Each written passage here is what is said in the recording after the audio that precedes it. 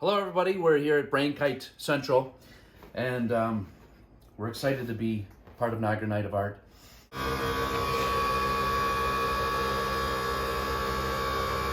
So what you doing there, Dylan? Making some art. Yeah, I thought so.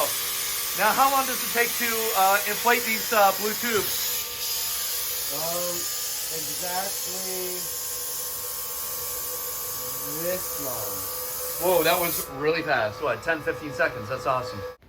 We wanted to do something modern and vibrant like the 90s, and we want to have fun with it, make something big that people can perhaps go inside a little bit, and of course explore the exterior.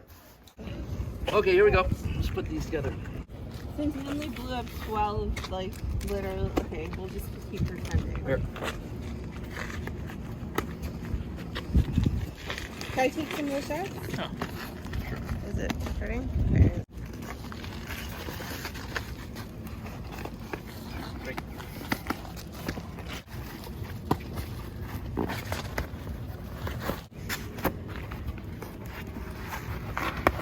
Now, Katie, remind us, what was the first year that Brainkite was involved?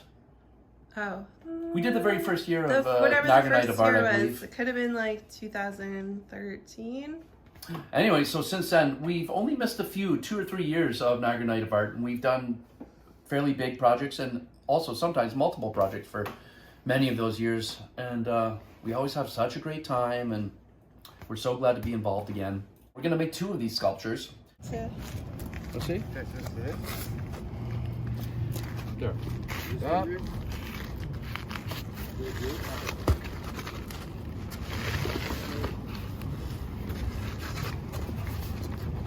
10 to 15 feet each, different sizes, different shapes.